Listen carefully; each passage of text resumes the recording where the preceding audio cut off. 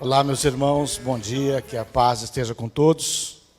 Shalom Adonai. Que essa paz esteja aí no seu coração, essa paz que é fruto da grande conquista a grande conquista de Cristo ali na cruz, na sua morte e também na sua ressurreição. Temos paz com Deus através de Cristo Jesus. Nós estamos aqui mais uma vez através da internet.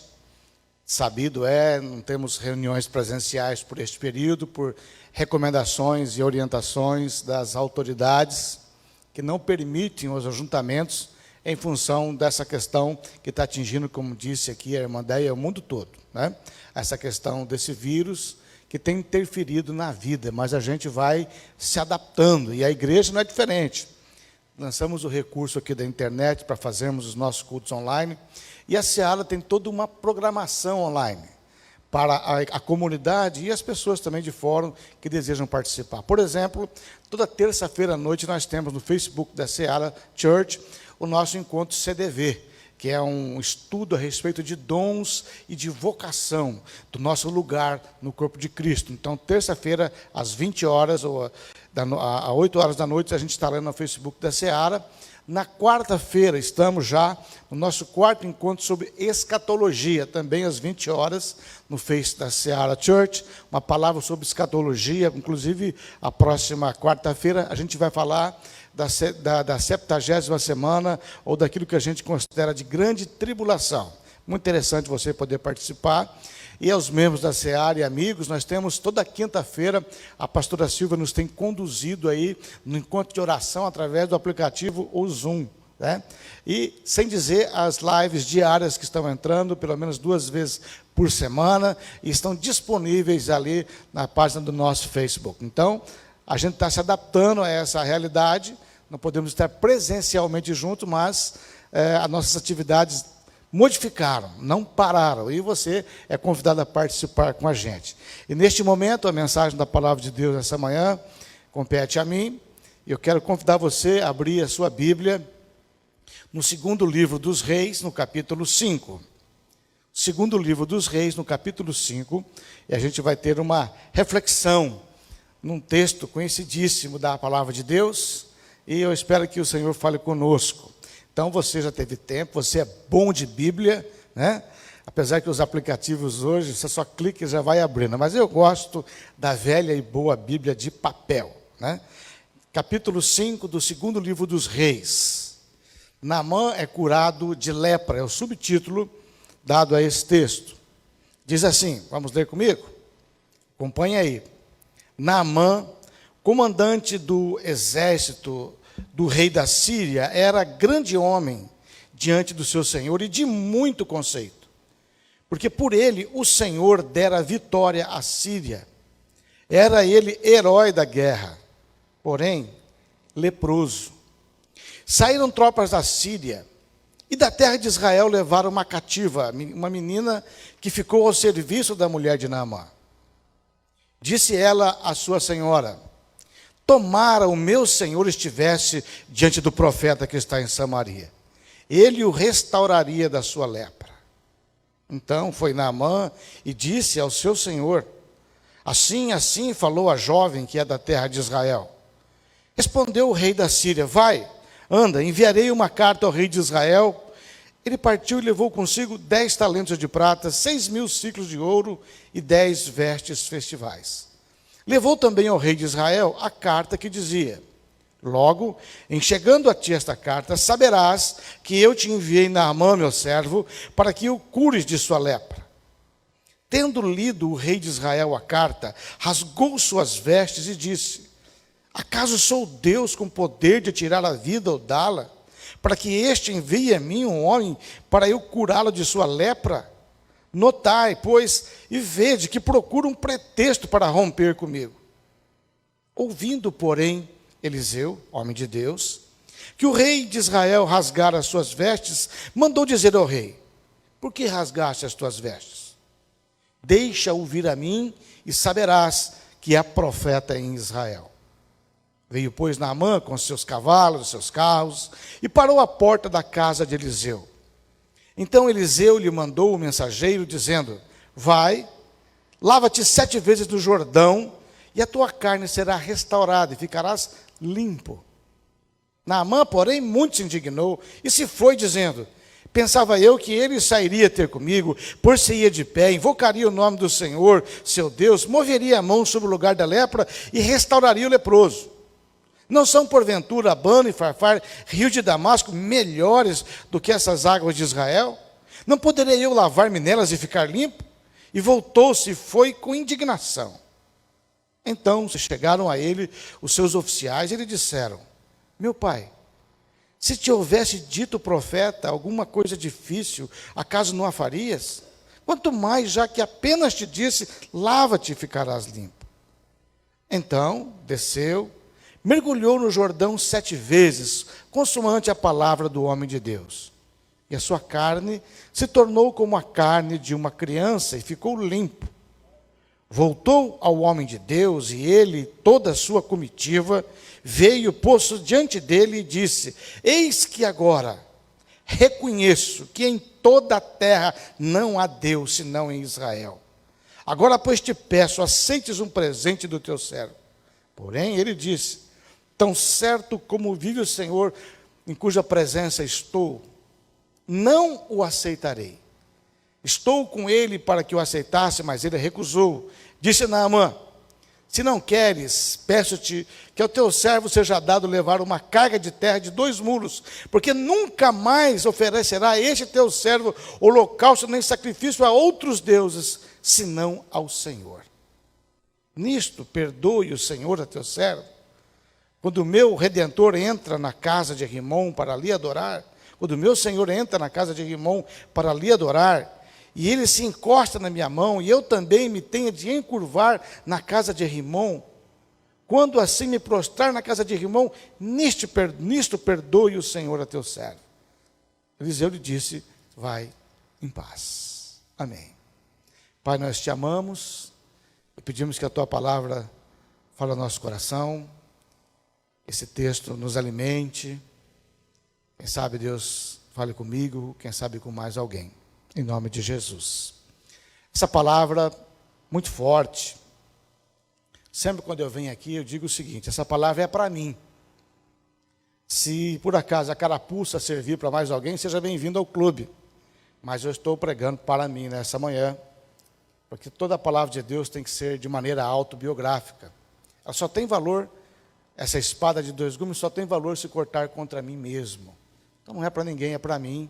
E se alguém mais estiver no barco, junto comigo, vamos junto, que essa palavra possa fazer a diferença.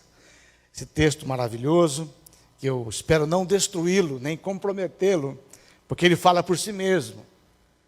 Essa experiência maravilhosa que acontece com Naamã, esse homem extraordinário. Só o começo, o versículo 1 diz: comandante do exército do rei da Síria, ministro da guerra, grande homem diante do seu Senhor, uma pessoa admirada pela sua liderança, de muito conceito, um grande nome, honrado, porque por ele o Senhor dera a vitória à Síria, um homem usado por Deus. Interessante, né? Que às vezes os inimigos de Israel não são inimigos de Deus. Às vezes o inimigo de Israel é inimigo de Israel, mas não é inimigo de Deus. Deus usava esse homem. Olha só. E ele era herói. Ele tinha uma série de virtudes aí tremendas. Mas o texto do primeiro versículo diz: porém, leproso. Interessante. Um homem que tinha tudo. Sabe, existe hoje uma situação, temos as redes sociais, que é largamente utilizada por todos nós. As redes sociais mostram às vezes o nosso externo. Ninguém tira foto quando está feio, desalinhado, desarrumado, onde a barriga aparece. A gente sempre procura os melhores ângulos. Sempre que a gente coloca a foto da nossa família, parece uma foto de plástico, feita em estúdio. Como se a nossa vida fosse aquilo o tempo todo. As redes sociais são uma grande agente também de mentiras, de manipulação. Sabe, Naamã era um homem publicamente poderoso, externamente poderoso, mas internamente ele era uma pessoa doente.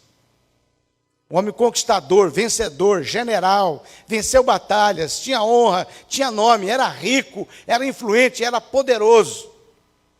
Muitas pessoas estão buscando nessas coisas. Geralmente uma pessoa que busca muito a conquista, a sofisticação, a riqueza, o saber, a beleza, a aparência, são pessoas com desajustes internos. Porque nós somos assim, nós achamos que se a gente ganhar um pouco mais de dinheiro, comprar uma casa, comprar um carro, fazer aquela viagem, a gente nunca, quem não está satisfeito com o que tem, nunca estará satisfeito com nada. Sabe, os solteiros pensam assim: se eu me casar, eu vou ser feliz. Os casados pensam assim: se eu conseguir me divorciar, aí então eu vou ser feliz.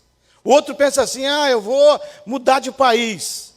Se eu fizer aquela faculdade. Se eu mudar de sexo.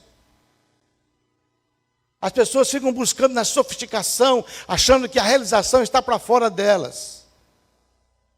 Sabe, o maior índice de suicídios não é entre os pobres e entre ignorantes. O maior índice de suicídio é entre os ricos e cultos.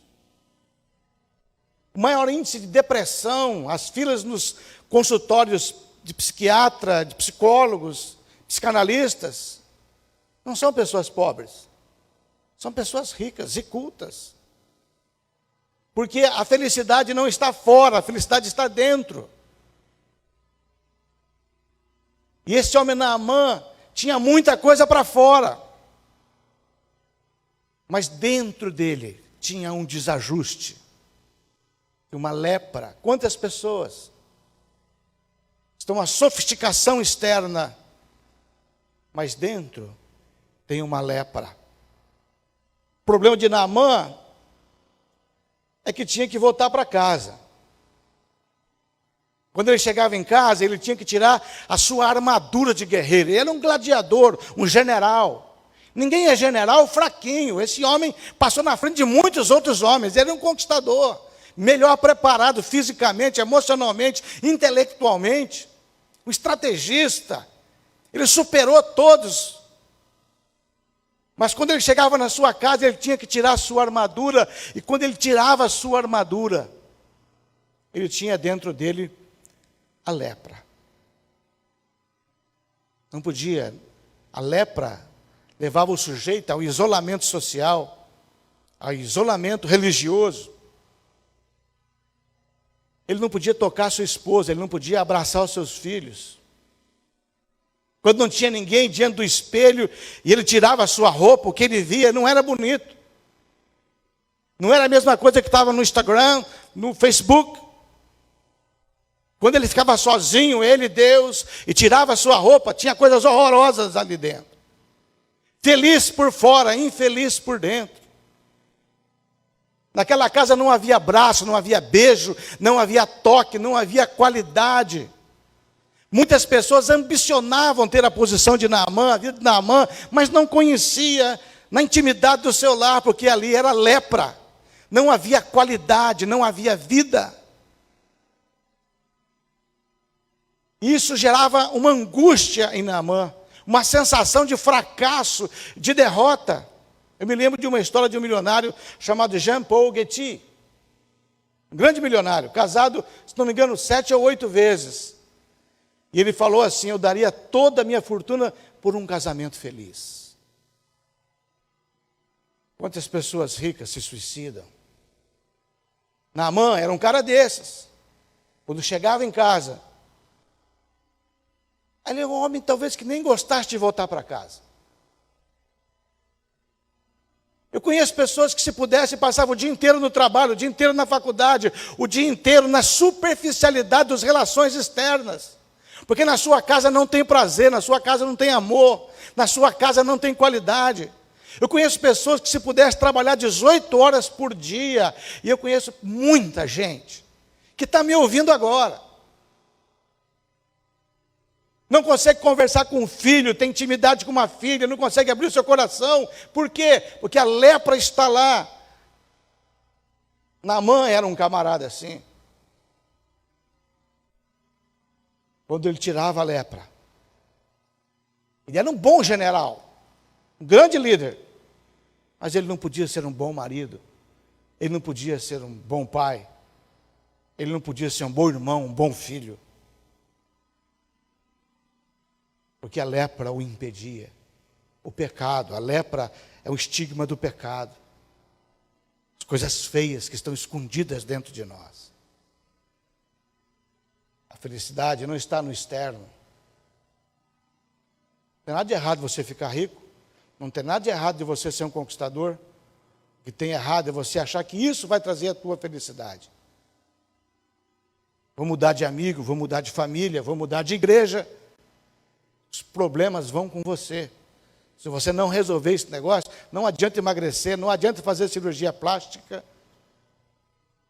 Uma coisa que eu acho interessante, às vezes algumas mulheres, no afã de ficar eternamente jovens, lançam mão de recursos como cirurgia plástica, botox.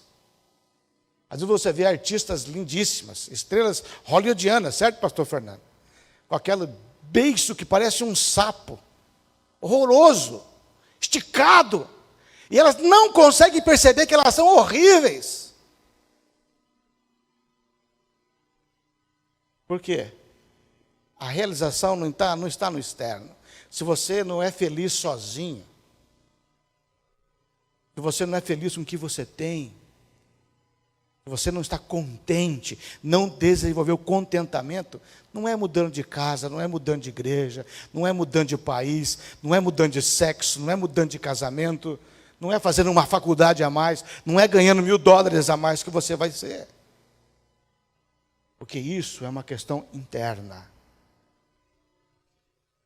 E muitas vezes a cura está em coisas simples. É interessante esse texto. Olha, eu anotei aqui algumas coisas muito interessantes. Naamã tinha um drama.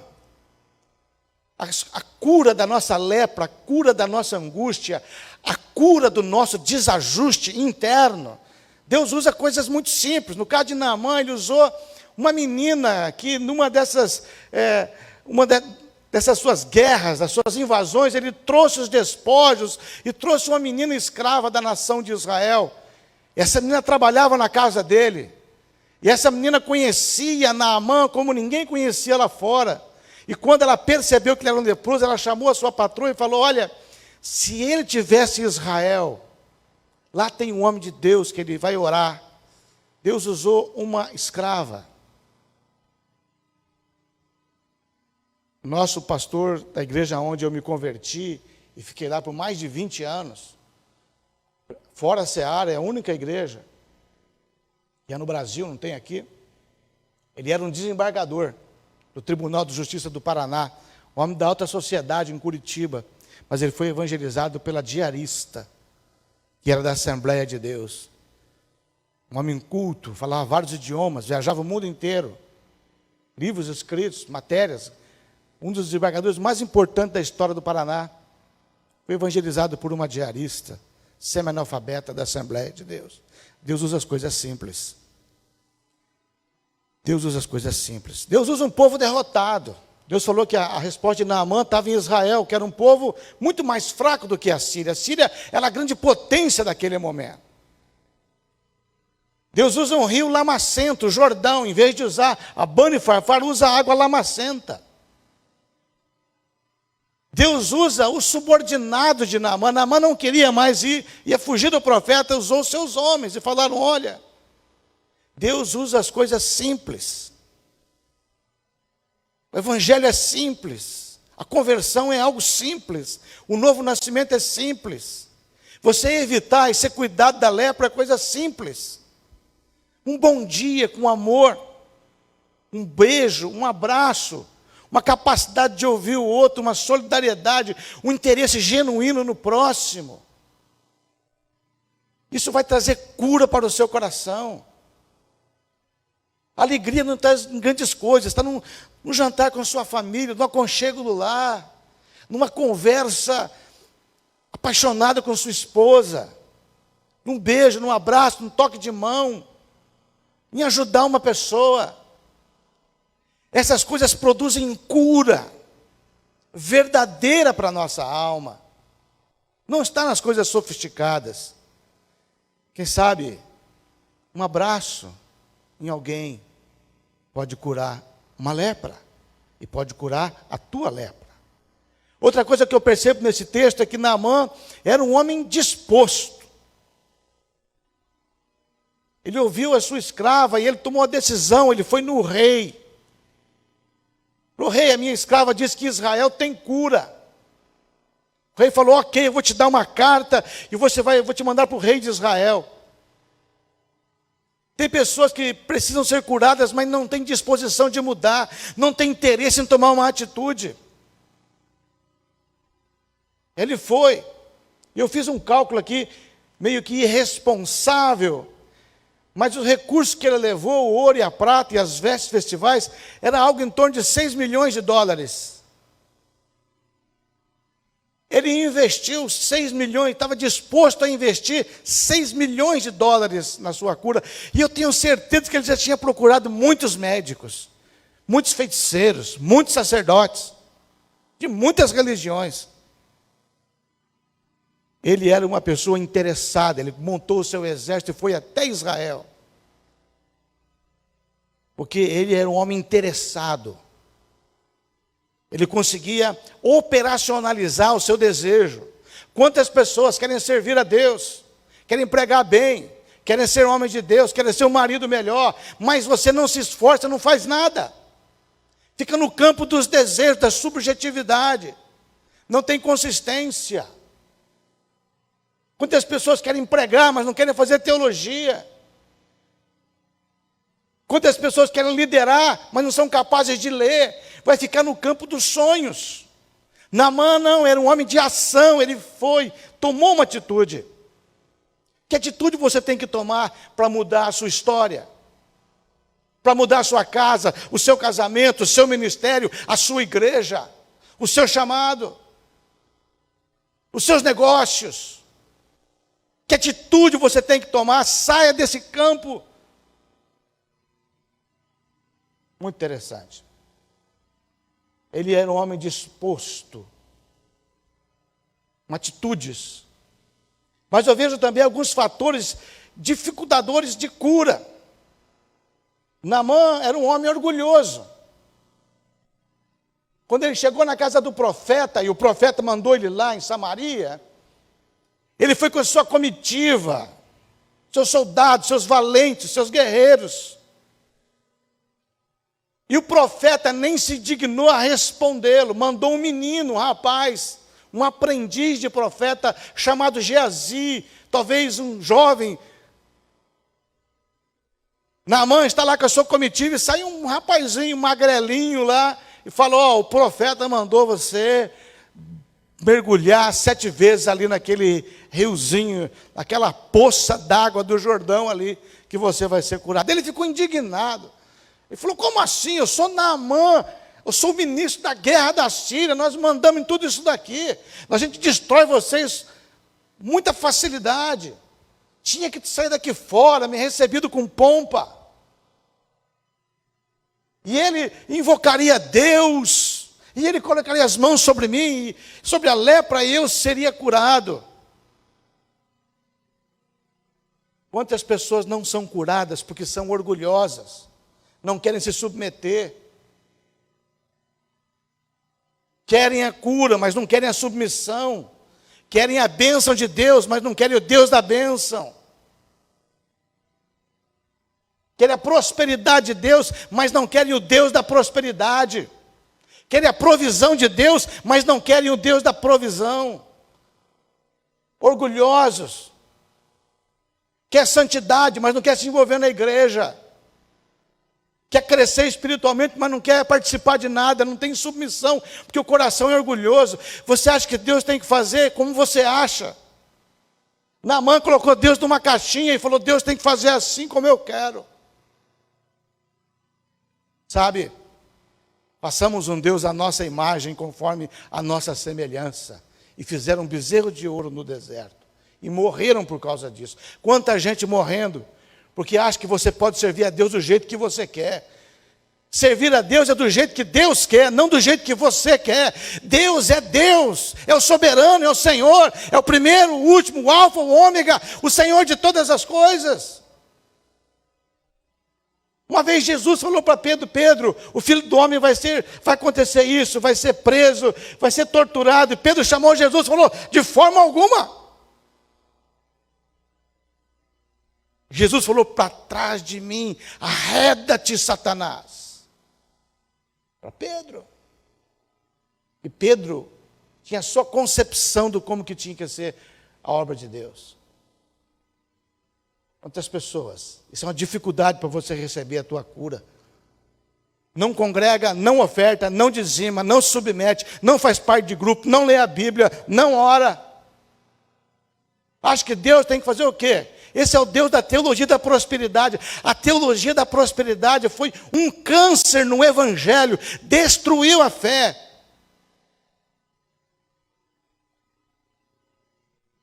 Destruiu a teologia norte-americana, latino-americana. Nós temos um Deus servo. Isso é teologia da prosperidade. Eu aperto e Deus faz. Assim na cabeça de Naamã. Eu vou chegar aqui, Deus vai ter que fazer assim. Não. O orgulho é uma das causas. O orgulho é uma das causas. É um das dificultadores. E eu estou falando para a gente aqui. Você quer mudar? Toma atitude. Mas se renda ao Senhor. Se renda ao Senhor. A Bíblia diz assim: sujeitai-vos, pois, a Deus, e resisti ao diabo, ele fugirá de vós. Sem sujeição, sem entrega, sem submissão, não tem intimidade com Deus. Você está servindo Deus errado. Tem gente que não serve a Deus, serve ídolos, achando que é Deus. Coloca o nome de Jesus, mas coloca a sua concepção de como Jesus tem que ser. Você é um idólatra. Que Deus está estampado nas Escrituras. Aqui está o caráter de Deus. A gente acha que ídolo é você frequentar uma determinada religião e se dobrar diante de um santo. Não. O Deus que você construiu na sua mente, na sua percepção humana, pode ser um ídolo. É duro o que eu estou falando, mas é a mais pura verdade. E eu estou pregando para mim. Se a carapuça servir para mais alguém, pegue. Se não, deixa passar. A cura. Agora o fato da cura mesmo. Ele obedeceu. Ele rompeu ali o seu orgulho. Às vezes Deus coloca obstáculos. Senhor, eu quero te seguir. Jesus falou: vai, vende o que tem, dá para os pobres, depois vem e segue-me. Aquele moço saiu triste porque não queria fazer o que Jesus fez. Tem gente que acha que pode servir a Deus de qualquer maneira. Não pode. Por quê? Não porque Deus é mau. Porque Deus sabe a estrutura de iniquidade que tem dentro do meu coração. Deus sabe o orgulho dentro de mim, Deus sabe o pecado dentro de mim. E quando Ele coloca uma determinada situação, não é para me castigar, nem para dificultar, é para desmontar a estrutura de iniquidade que está impregnada na minha cabeça, na minha formação. Deus tem que desfazer o nó que o pecado fez, que Satanás fez. E às vezes, para isso, Ele tem que colocar a vara bem alta para a gente poder pular. Está entendendo? Mas por que eu tenho que ir aqui no Jordão? Lá na Síria tem os rios de Abana e Farfar. Não, tem que ser no Jordão. Mas por que eu tenho que servir a Deus assim? Tem que ser porque Deus falou para ser assim. Tem que se render a Deus. O fato foi, você imaginou a cena? Naamã desce do cavalo, tem ali aquela poça do Jordão, pastor Nando. Ele olha para aquilo, os seus homens olhando, a comitiva, e aí começa um processo de cura. Ele tem que tirar a sua armadura, ficar nu, expõe a sua lepra para os seus homens, desce naquele riozinho e mergulha ali, uma vez, se sentindo ridículo, todo mundo olhando para ele. Humilhai-vos debaixo da potente mão de Deus, para que ele a seu tempo vos exalte, diz a Escritura Sagrada. Ele desce a primeira vez, sobe nada. Soldados olhando, desce a segunda vez, sobe nada. Terceira vez, sobe nada. Quarta vez, sobe nada. Quinta vez, sobe nada. Sexta vez, todo mundo está tenso. Ele mergulha e sobe na sexta vez e nada. Aí ele olha para os seus homens e mergulha a sétima vez. E a Bíblia diz que quando ele sobe a sétima vez, a sua carne era como uma carne de uma criança. Sabe o que aconteceu, irmãos? Uma gritaria, uma vibração, urras. Naamã olhava para ele, pela primeira vez em muitos anos, ele começou a ficar feliz, ele estava liberto, ele estava curado. Os seus homens começaram a chorar, os filhos começaram a bradar, só o Senhor é Deus. A tua cura é testemunho, a tua vitória é para libertar muitos, a tua vitória é para engrandecer o nome do Senhor. A vitória nunca é só para você, mas é para a glória do nosso Deus. Deus é o maior interessado na nossa vitória, na nossa libertação, no nosso amadurecimento, na nossa santificação, porque o nome dele é glorificado na nossa vida.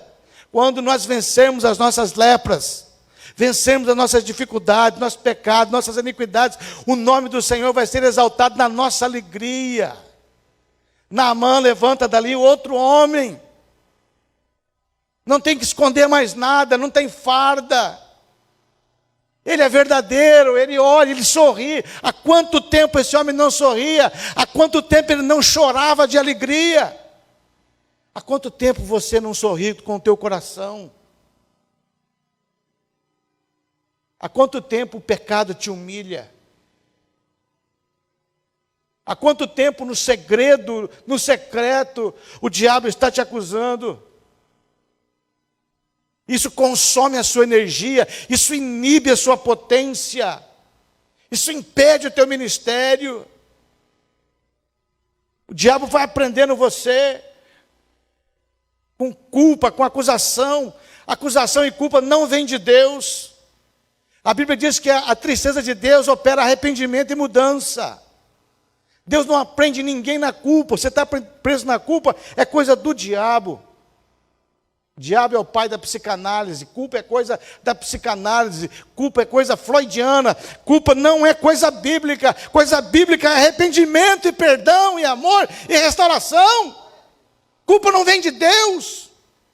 E a Bíblia diz que se meu coração me acusa, maior é Deus que o meu coração, porque Jesus morreu naquela cruz, como foi pregado semana passada, para nos libertar da morte, de toda forma de morte, do Egito e de toda forma do Egito. A cura para o povo de Deus, para que o nome do Senhor seja engrandecido. A partir dali ele volta e vai na casa do profeta, e agora a relação muda. Agora o profeta sai para recebê-lo. Profeta é profeta. Eliseu, se fosse muitos pastores de hoje, talvez por mim até, eu queria estar lá com Naamã na primeira vez, bater uma foto com ele, botar no meu Facebook, para ver que eu sou um cara importante. O profeta nem foi falar com ele. Mandou um guri. Porque homens de Deus não precisam se apoiar em aparência humana. Profetas de Deus não precisam ser na primeira capa de revista. Profeta de Deus tem que ser conhecido no céu, não diante dos homens. Não podemos nos render a essa cultura do externo, da plástica. Ou temos vida com Deus, ou somos uma farsa, um embuste, a lepra na nossa vida.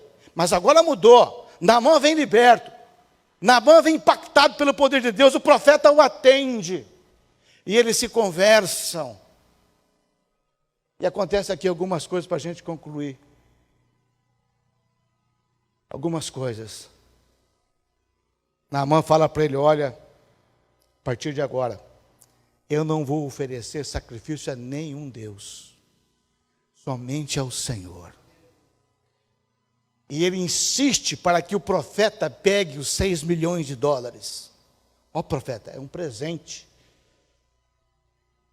profeta podia pensar, poxa, eu vou construir uma igreja bem legal, com estacionamento, vou comprar equipamento de som top, eu vou comprar espaço na televisão, O profeta podia pensar assim.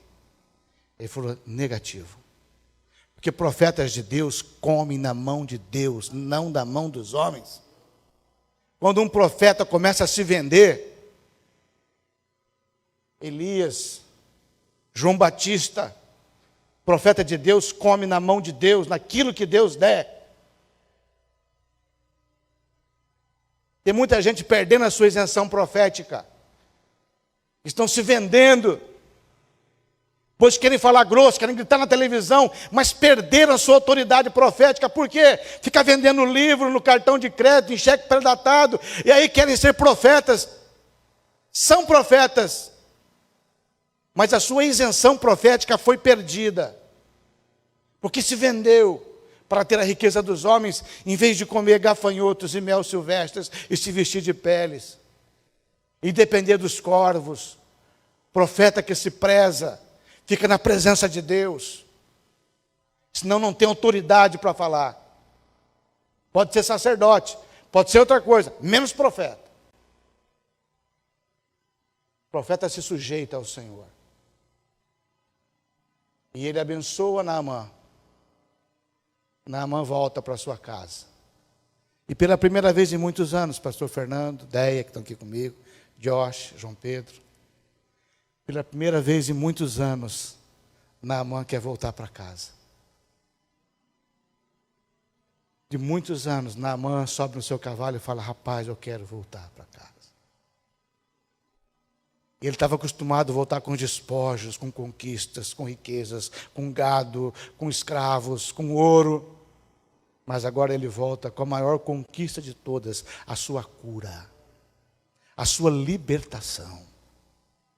A alegria de Naamã já não está mais nas coisas, mas está no Senhor. Nas coisas eternas, buscai, pois, em primeiro lugar o reino de Deus e a sua justiça e essas demais coisas, quando for necessárias, Deus vai trazer. Naamã chega em casa agora. A esposa dele fazia muitos anos que não dava um abraço nele, um beijo. Há muito tempo eles não tinham intimidade.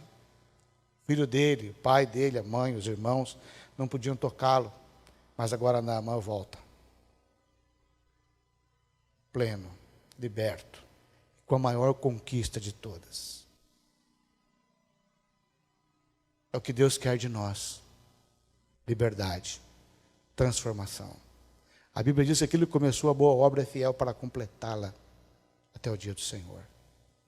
Então essa é a mensagem da palavra de Deus dessa manhã. E só para encerrar, para a gente orar, mais alguns minutinhos, é o seguinte: quais são os mergulhos que nós precisamos dar para experimentar a verdadeira libertação, a plenitude da libertação de Deus na nossa vida? Quais são os mergulhos que você tem que dar? Tem que mergulhar na palavra? Mergulhar na palavra de Deus? Tem que mergulhar aonde? Na oração? Tem que mergulhar no Espírito? Tem que mergulhar em Cristo? Tem que mergulhar na confissão, no arrependimento? Tem que mergulhar no seu casamento, no seu marido, na sua esposa? Tem que mergulhar no coração do seu filho? Tem que mergulhar no seu ministério, na sua igreja, na comunhão dos irmãos? Quais os mergulhos que você tem que fazer? O Espírito Santo é que pode amarrar esse ponto no seu coração. Aliás, Ele é que deve amarrar, eu não posso. 7 mergulhos. O 7 na Bíblia significa completo, pleno. 7 batismos, 7 submersões, 7 mergulhos. A cura vai vir, irmãos, quando a gente nos entregar de todo o coração ao Senhor, obedecermos ao Senhor. Mergulhe a partir de hoje no arrependimento. Mergulhe na confissão, tira a tua armadura para Deus. Mergulhe na palavra, mergulhe na comunhão dos irmãos da sua igreja. Não muda de igreja. É lá naquele rio, lamacendo a tua igreja. Não adianta ir para uma igreja que está fazendo festa. Não adianta ir para Abana e Farfar. Tem que ir para o Jordão. Submeta-se a Deus. E você vai ter um nível de cura e de libertação que há muito tempo você não experimenta. Como Naamã, não precisa mais de farda, não precisa mais de armadura, de capacete. Ele pode andar agora até sem camisa pela sua casa. Agora ele tem prazer de se olhar no espelho.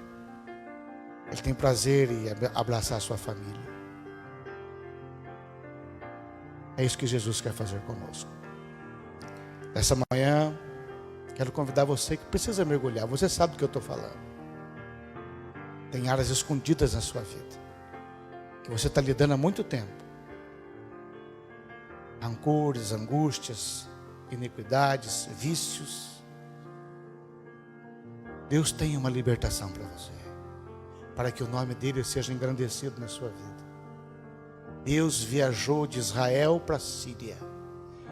Aqueles soldados nunca mais olharam para Israel do mesmo jeito.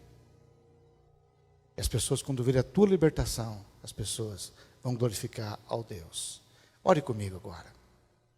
Se essa palavra serviu para você. Pai de amor, te louvamos por essa manhã, pelo privilégio das Escrituras, de sermos expostos à tua palavra. Se tem alguém, Pai, nos assistindo como eu, Senhor, que precisamos mergulhar.